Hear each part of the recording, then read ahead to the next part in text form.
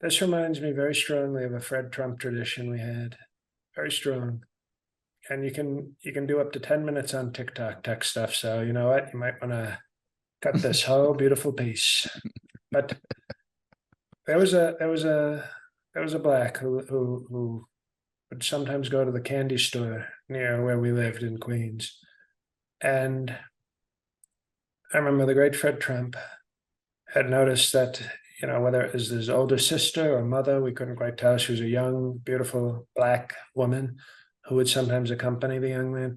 So the great Fred Trump said that young boy looks like he could use some help and we have a lot of wealth. So he took the young boy, and the mother was going, no, no, no, no, no, you can't. And my father, being so generous, he was like, you don't have to thank me. And we took, and she started crying, and we just took him in our car, and she was running after the car. And I don't know if she didn't know my father's name. She must have thought my father's name was Kidnapper, which is a weird name. Kidnapper Trump. I don't know. That's a sort of maybe like a Swedish name or like a Scandinavian. A Kidnapper Trump. Come back here, Kidnapper Trump. But that we're not from that part of the world. So she screamed, but we took the kid in. We took the kid in, and we did sort of a different strokes with him, and he only knew a few words of English as far as we could tell. He was saying, "Where's my mother? Where's my mother?" And we're like, we got to teach him more. So we taught him more. We taught him to be a very good butler. He's like, oh, you should see when people came over to the house and they saw this little black in a tuxedo. They thought it was the cutest thing. And we taught him skills. We taught him skills and gave him talent. And it was such a beautiful thing. It was such a beautiful thing.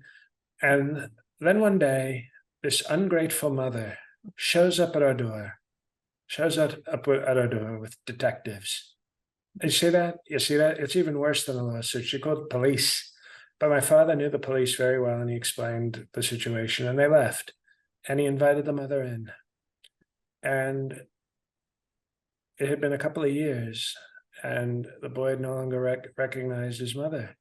And she started crying again. I don't know if it was out of gratitude, maybe, for what we'd done. But my father made her a very generous offer. He said, you still look great. You're still young. All you've got to do is let me raw dog you. It's the great Fred Trump speaking. Let me raw dog you.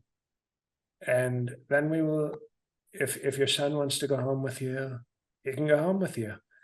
And as they were doing it, he had the son, because the son was now the house butler. So he had to watch and, wipe up any mess that occurred during the sexual content. And the butler, we called him Jimmy Butler. And he was very offended by what was happening, very upset. He thought it was very disgusting. And he didn't judge my father because he had such good affection for my father at this point. But he thought this woman has no morals if she just walks into a man's home and does all this. I mean, we're talking everything. That was part of the deal. Everything was on the table, which is they were also doing it on the dining room table. And then when she was done, the woman said, okay, and I forget what the kid's name was. We called him Jimmy Butler. So she said, Jimmy, come here. And he said, I'm not going anywhere with you, lady. And she started crying, and then he turned his back on her and she wept, and then security carried her out. And we never saw her again. But then we read an article in the newspaper that a woman had jumped in front of a train near our home. And that was unfortunate. But let me tell you what never happened. Jimmy Butler never sued us. Never sued us. He said, thank you, sir. And now he is an assistant butler for my sister, who's a retired judge. So he stayed with the family the whole time. And I think and notice he never sued.